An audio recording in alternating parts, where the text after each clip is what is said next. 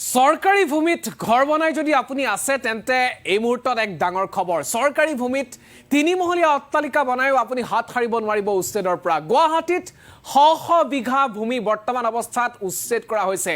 জাননী দিয়া হৈছিল সেইঠাৰ পৰা সেইসকল লোক আঁতৰি যোৱা নাছিল লাগে 20 বছৰ থাকক 30 বছৰ থাকক তিনিমহলীয়া অট্টালিকাই আপোনাৰ থাকক কিন্তু ভাঙিবই বৃহৎ অভিযান চলিছে গুৱাহাটীত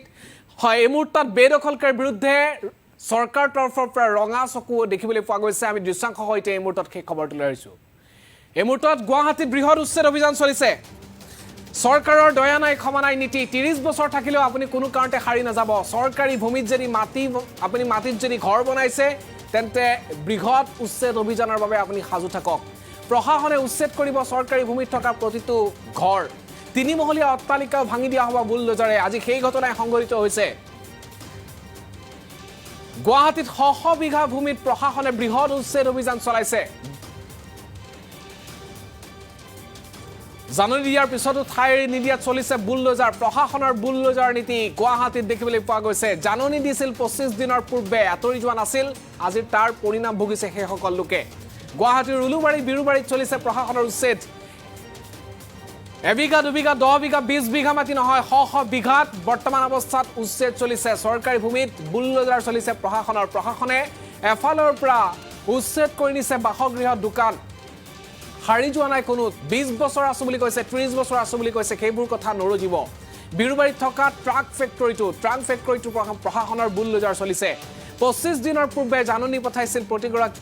বেদখলকাৰীলৈ তেওঁলোকক নোটিছ দিছিল কোৰ্টৰ তৰফৰ পৰা যে সেইসকল লোক আঁতৰি যাব লাগে 69টা পৰিয়ালৰ ভিতৰত 45টা পৰিয়ালে আবেদন কৰিছিল উচ্চ ন্যায়ালয়ত কিন্তু তেনে ধৰণৰ আবেদন নৰজিব যদি আপুনি সৰকাৰি ভূমিত বসবাস কৰি আছিল দৃশ্যাংশ এক্সক্লুসিভ এয়া চাওক এনেদৰে সম্পূৰ্ণৰূপে কেইবাটাও দোকানগৃহ ভাঙি দিয়া হৈছে কেইবাখনো দোকানগৃহ ভাঙি দিয়া হৈছে কোনো কাৰণতে দয়া নাই ক্ষমা নাই নীতি সন্মুখত আছে দেখিছে বুলডোজাৰ এক্সকেভেটৰৰ সহায়ত এনেদৰে এটাৰ পিছত আন এটা বাসগৃহ দোকানগৃহ ভাঙি দিয়া হৈছে এইসমূহ সকলো সরকারি ভূমিত তেওঁলোকে ঘৰ বনাই সৰকাৰি ভূমিত দোকানগৃহ কৰি তেওঁলোকে ব্যৱসায় কৰি আছিল কিন্তু কেইদিন পাৰিব সেই কথাই এই মুহূৰ্তত স্পষ্ট হৈ পৰিছে গুৱাহাটীত যদি আপুনি সৰকাৰি ভূমি ক্ৰয় কৰিছিল বা সৰকাৰি ভূমিত থাকিম বহুদিন থকাৰ পিছত মাটি মোৰ নামত আহি যাব এনেধৰণৰ যদি বিভ্ৰান্তত আপুনি আছিল তেন্তে বিপদ আপোনালৈ আহি আছে চাওক এনেদৰে ভাঙি দিয়া হৈছে এটাৰ পিছত আন এটা দোকানগৃহ বাসগৃহ কেইবাটাও দৃশ্যাংশ আছে অনুৰোধ জনাম কেইবাটাও দৃশ্যাংশ এয়া চাওক তিনিমহলীয়া অট্টালিকা এয়া তিনিমহলীয়া অট্টালিকাও হাৰি যোৱা নাই অতি সুন্দৰকৈ বনাইছিল অট্টালিকা ভাবিছিল সৰকাৰি ভূমিত ধুনীয়াকৈ থাকিম 30 বছৰ যেহেতু আছো অনাগত সময়টো নাতি পুতি বা প্ৰজন্মই থাকিব পাৰিব কিন্তু তেনে ধৰণৰ কথা মিছা প্ৰমাণিত হ'ল আৰু এনেদৰে ভাঙি দিয়া হৈছে তিনিমহলীয়া অট্টালিকা ভাঙি দিয়া হৈছে বাসগৃহ অৰ্থাৎ প্ৰায় হয়তো 30-40 লাখ টকা ব্যয় সাপেক্ষে ঘৰ নিৰ্মাণ কৰিছিল কিন্তু ঘৰ ভাঙি দিয়া হৈছে 25 দিনৰ পূৰ্বে এই সকল লোকক জাননী দিয়া হৈছিল জাননী নিদিয়াকৈ থকা নাই জাননী দিয়া হৈছিল আৰু জাননী দিয়াৰ পিছত সেই সকল লোক সেইঠাৰ পৰা আঁতৰি যোৱা নাছিল ঘৰো বনাইছিল তেওঁলোক এক প্ৰকাৰ কি কৰিম কি নকৰিম অৱস্থাৰ সৃষ্টি হৈছে সৰকাৰি ভূমিত যদি আপুনি ঘৰ বনাইছিল তেন্তে এয়া চাওক দৃশ্য এয়া হৈছে গুৱাহাটীৰ মাজমজিয়াৰ দৃশ্যাংশ আহিছে উলুবাৰী বিৰুবাৰীৰ পৰা আৰ্যনগৰ অৰ্থাৎ আৰ্য কলেজৰ সমীপৱৰ্তী অঞ্চলত এনেদৰে কেইবাটাও গলিত চলিছে প্ৰশাসনৰ উচ্ছেদ অভিযান 69টা বাসগৃহ ভাঙাৰ ইতিমধ্যে নিৰ্দেশ আহিছে তাৰে 45টা পৰিয়ালে ইতিমধ্যে উচ্চ ন্যায়ালয়ৰ দ্বাৰস্থ হৈছে কিন্তু ন্যায়ালয়ে আপোনাক ৰক্ষা নিদিবও পাৰে আমি সংযুক্ত হ'বলৈ চেষ্টা কৰিম আমাৰ গুৱাহাটীৰ সংবাদদাতা কবিতা শৰ্মাৰ সৈতে বৰ্তমান অৱস্থাত কবিতা কেনে ধৰণৰ পৰিৱেশ তাত প্ৰশাসনৰ যিটো নীতি আছিল বৰ্তমান প্ৰায় হয়তো 15টা মান বাসগৃহ ইতিমধ্যে ভাঙি দিয়া হৈছে তিনিমহলীয়া অট্টালিকাও হাৰি যোৱা নাই বৰ্তমান কেনে ধৰণৰ পৰিৱেশ সেইসকল লোকৰ কি ধৰণৰ মন্তব্য কি কৈছে তেওঁলোকে কবিতা নিশ্চয়কৈ আৰু বৰ্তমান সময়ত মহানগৰীৰ যে বিৰুবাৰী প্ৰশাসনৰ উচ্ছেদ অভিযান চলি থকা দেখিবলৈ পোৱা গৈছে আমি পূৰ্বতে সম্প্ৰচাৰ যোগে দেখুৱাই গৈছিলো কিছু সময় আগতে আৰু ক'ব লাগিব যে বৰ্তমানলৈ 11টা ঘৰ ভঙা হৈছে আৰু প্ৰশাসনে পূৰ্বে পঠাইছিল ঘৰ খালী কৰাৰ জাননী দিয়া হৈছিল আৰু তাৰ জাননী ভিত্তিতেই পুৱাৰ ভাগৰ পৰা বৃহৎ আৰক্ষী বাহিনী আৰু প্ৰশাসনৰ বুলডোজাৰ লৈ উচ্ছেদ অভিযান চলি আছে বিৰুবাৰী ট্ৰাক ফেক্টৰীত এই অভিযান চলি থকা দেখা পোৱা গৈছে আৰু প্ৰায় 25 দিন আগতেই জাননী পঠোৱা হৈছিল পৰিয়াল কেইটালৈ আদালতৰ শুনানি চলি আছে বিষয়টোক লৈ আৰু 69টা ঘৰৰ ভিতৰত 45টা পৰিয়ালে আবেদন কৰিছে উচ্চ ন্যায়ালয়ত আৰু বাকী সকলত ঘৰত উচ্ছেদ চলি থকা দেখিবলৈ পোৱা গৈছে আৰু বৃহস্পতিবাৰে অন্তিম জাননী প্ৰদান কৰাৰ পাছত আজি উচ্ছেদ অভিযান চলোৱা হৈছে আৰু এয়া আমি দেখুৱাই গৈছো DY360 দেখুৱাই যাবলৈ চেষ্টা কৰিছো যে এয়া উচ্ছেদ অভিযান বৰ্তমান সময়তো চলি থকা দেখা পোৱা গৈছে প্ৰায় 2-3 ঘণ্টা সময় জুৰাই উচ্ছেদ অভিযান চলি আছে আৰু পুৱা আৰক্ষীৰ অৰ্ধসামৰিক বাহিনীকে ধৰি প্ৰশাসনৰ বৃহৎ এই দল উপস্থিত হৈছিল আৰু জেচিবি এক্সপ্লেটৰৰ সহায়ত এই উচ্ছেদ অভিযান চলি আছে কিয়নো এই উচ্ছেদিত পৰিয়ালৰ অভিযোগ অনুসৰি কোনো ধৰণৰ আগতীয়া জাননী নিদিয়াকৈ এনে ধৰণৰ প্ৰশাসনে আৰম্ভ কৰিছে বুলি তেওঁলোকেও মন্তব্য কৰিছে আৰু যদি আমি আনফালে ক'বলৈ যাওঁ আপোনালোকক ইয়াৰ পৰিৱৰ্তে প্ৰশাসনৰ ভাষ্য আহি পৰিছে প্ৰশাসনে কৈছে যে আগতীয়াকৈ এইসকলক পৰিয়ালক উচ্ছেদৰ জাননী প্ৰেৰণ কৰা হৈছিল বা জাননী দিয়া হৈছিল বুলি তেওঁ মন্তব্য কৰিছে প্ৰশাসনে আৰু একাংশ লোকে এনেদৰে মন্তব্য কৰিছে যে অবৈধভাৱে বেদখল কৰি আহিছে বা উচ্ছেদ অভিযান বৰ্তমান সময়তো চলি আছে আৰু ক'ব লাগিব যে এই যি অবৈধভাৱে বেদখল কৰা ভূমি চৰকাৰী ভূমি এই চৰকাৰী ভূমিসমূহত বৰ্তমান সময়ত উচ্ছেদ চলি থকা দেখিবলৈ পোৱা গৈছে এয়া বিৰুবাৰী ট্ৰাক ফেক্টৰী পৰিয়াল প্ৰশাসনৰ হাতোৰা পৰিছে বুলি ক'ব লাগিব নিশ্চয়কৈ কবিতা এই মুহূৰ্তত আমি জানিব বিচাৰিম যে ইতিমধ্যে 69টা বাসগৃহ ভঙাৰ বিশেষ নটিচ আহিছে কিন্তু তাৰে 45টা ইতিমধ্যে উচ্চ ন্যায়ালয়ৰ কাষ চাপিছে উচ্চ ন্যায়ালয়ৰ যিসকল কাষ চাপিছে শুনানি হৈ আছে সেই ক্ষেত্ৰত সেইসকলে এই মুহূৰ্তত ৰেহাই পাব পাৰে নেকি সেই তথ্য কি আছে নিশ্চয়কৈ আজি 69টা পৰিয়ালৰ বাসগৃহত বুলডোজাৰ চলিব বা এই তাৰ পৰিপ্ৰেক্ষিতত সেই জাননীও কিছুদিন তেওঁলোকক স্থগিত কৰা হৈছে যদি তেওঁলোকৰ উচ্চ ন্যায়ালয়ে জাননী দিয়া হয় বা জাননী ভিত্তিত তেওঁলোকৰ বাসগৃহসমূহ উচ্ছেদ চলোৱা হ'ব কাৰণ বৰ্তমান সময়লৈ উচ্চ আদালত শুনানি চলি আছে আৰু শুনানিৰ ভিত্তিতেই সমগ্ৰ এই যি উচ্ছেদ চলি থকা দেখা পোৱা গৈছে 69টা ঘৰৰ ভিতৰত 45টা পৰিয়ালে আবেদন কৰিছিলে উচ্চ ন্যায়ালয়ত আৰু বাকী ঘৰসমূহতো উচ্ছেদ চলোৱা হ'ব কিন্তু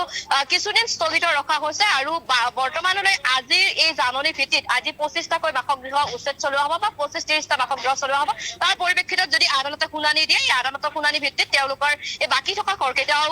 উচ্ছেদ চলোৱা হ'ব বুলি আমাৰ হাতত তথ্য আহি পৰিছে আৰু ক'ব লাগিব যে এই প্ৰায় 69টা পৰিয়ালৰ বাসগৃহত বুলডোজাৰ চলিব এই যি পুৱাই এই হুলস্থুলীয়া পৰিৱেশৰ সৃষ্টি হৈছে বুলি ক'ব লাগিব বৰ্তমান সময়তো এটা হুলস্থুলীয়া পৰিৱেশৰ সৃষ্টি হৈছে আৰু বৰ্তমান সময়তো এই উচ্ছেদ অভিযান চলি থকা দেখা পোৱা গৈছে আৰু 370/15/2020 ৰুজু হৈছিল এই গোচৰ আৰু এই গোচৰ ৰুজু হোৱাৰ ভিতৰতে 97 নম্বৰ ডাকত এই চলিছে উচ্ছেদ অভিযান বৰ্তমান সময়ত চলি থকা দেখা পোৱা গৈছে আৰু বৃহৎ আৰক্ষী বাহিনীৰ লগত লৈ এই যি অবৈধভাৱে বেদখল কৰি আহিছিল ভূমি এই ভূমিসমূহ উচ্ছেদ অভিযান চলি থকা আমি এই মুহূৰ্তত কবিতা আমি এই মুহূৰ্তত এটা 3মহলীয়া অট্টালিকা ভাঙি থকাৰ দৃশ্য দেখুৱাই আছো পৰ্দাত আপুনি ইতিমধ্যে ঘটনাস্থলীত উপস্থিত আছে সেই 3মহলীয়া অট্টালিকাটো হয়তো ভাঙি দিয়া হৈছে কি জনাব নিশ্চয়কৈ যিটো 3মহলীয়া অট্টালিকা ভাঙি দিয়া হৈছে সেই 3মহলীয়া অট্টালিকাটো এনেকৈ নৱনিৰ্মিত বুলি ক'ব লাগিব নৱনিৰ্মিত হৈ বহু কেইটা অট্টালিকা বনোৱা হৈছিলে ইয়াৰ যদি আমি আপোনালোকক ক'বলৈ যাওঁ এই নৱনিৰ্মিত যিসমূহ অট্টালিকাসমূহ বনোৱাৰ নামতে বা চৰকাৰী কিছু নথি পত্ৰ ল'ব লাগে বা চৰকাৰী অনুজ্ঞাপত্ৰ ল'ব লাগে অনুজ্ঞাপত্ৰ নোহোৱাকৈ কেনেকৈ ইমান ডাঙৰ সুবৃহৎ অট্টালিকা বনাব পাৰিলে তাক লৈ এটা প্ৰশ্ন উত্থাপন হোৱা নিশ্চয় দেখিবলৈ পোৱা গৈছে যদি আমি আপোনালোকক ক'বলৈ যাওঁ যে এই যে কাৰেণ্ট বিজুলীৰ ক্ষেত্ৰতো চৰকাৰ পক্ষৰ পৰা অনুমতি ল'ব লাগিব বা অনুমতিবিহীন হিচাপে বিজুলীৰ ক্ষেত্ৰত ল'ব নোৱাৰি বিভিন্ন কেইটা তথ্য আহি পৰিছে আমাৰ হাতত আৰু এইসমূহ যিসমূহ বাসগৃহ বা যিসমূহ উচ্ছেদ চলোৱা হৈছে সেই উচ্ছেদ চলোৱাৰ ক্ষেত্ৰত 30-40 বছৰ তেওঁলোক ইয়াত বসবাস কৰিছিলে 30-40 বছৰ চৰকাৰ প্ৰশাসনে কি গম পোৱা নাছিলে নেকি তাক লৈও বিভিন্নজনে মন্তব্য কৰিছে উচ্ছেদকাৰীসমূহ বিভিন্নজনে মন্তব্য কৰা দেখিবলৈ পোৱা গৈছে নৱনিৰ্মিত বহুকেইটা বাসগৃহ নিশ্চয় কবিতা এই মুহূৰ্তত আপুনি সমগ্ৰ দৃশ্য দেখাইছে বৰ্তমান ঘটনাস্থলীতে আপুনি উপস্থিত আছে আমি এই মুহূৰ্তত সম্ভৱ হ'লে অনুৰোধ জনাম যে কিছু মন্তব্য আহি পৰিছে সেই মন্তব্যটো শুনাইছো এই মুহূৰ্তত আমি কবিতা শৰ্মাক ধন্যবাদ জনাইছো তেখেতে সবিশেষ তথ্য আগবঢ়ালে পৰৱৰ্তী অৱস্থাতো তেখেতৰ আমি সংযুক্ত হোৱাৰ চেষ্টা কৰিম আমি এই মুহূৰ্তত মন্তব্য আগবঢ়াইছো মন্তব্য সম্ভৱ হ'লে তেওঁলোকৰ যিসকল লোক উচ্ছেদিত সেইসকলৰ মন্তব্য আহিছে তেওঁলোকে 30 বছৰ আছিল বুলি কৈছে কি কৈছে সংবাদ মাধ্যমৰ আগত দিয়ক আমি আগ জোর করে কই আছি সরকারের ওসরা এলাকা যে আমাক উচ্ছেদ করি কেন এলাকা আর আসতে দিছে এইবিলাক ঠিক নহয় স্যার আমার সময় দিব লাগছিল আমি তো নোটিশ পাওয়া না খবর মানুষ আমি পাওয়া নাই আমি পাওয়া না আমি যেতে পাইছো যেতে আমি কেস দিছো তথাপি আমাক এক সপ্তাহ সময় দিয়া আমি মাটি বনাইছো 30 বছর মই বহি আছো তেতিয়া চৰকাৰ ক'ত আছিল তেতিয়া আমাক বাধা দিব লাগিছিল পানী জাগাতে আছে 400 মান ঘৰ চৰকাৰে আমাৰ এইটোই চৰকাৰে আমাক এনেকা ৰাস্তা দিয়াব মই নাজানো আৰু আগতে বাধা দিব লাগিছিল মই ইণ্টাৰনেট পাইছোঁ আগতে পোৱা নাই নদী দিছে এক সপ্তাহ মানুহ পৰহি পাইছি বিনতি কৰি আছো আমাক কিবা এটা এই বিদ্যুৎ ক্ষতিপূৰণ কিবা এটা কৰক ছাৰ ইয়াতেতো আমি 30 বছৰ ধৰি বাস কৰি আছো আমি আগ জোৰ কৰি গৈ আছো চৰকাৰৰ ওচৰত কেনেকৈ আমাক উচ্ছেদ কৰি কেনে এনেকা শাস্তি দিছে এইবিলাক ঠিক নহয় ছাৰ আমাক সময় দিব লাগিছিল আমিতো নোটিছ পোৱা নাই খবৰ মানুহ আমি পোৱা নাই আমি যেতিয়া পাইছো তেতিয়া আমি কেছ দিছো তথাপি আমাক এক সপ্তাহৰ সময় দিয়া নাই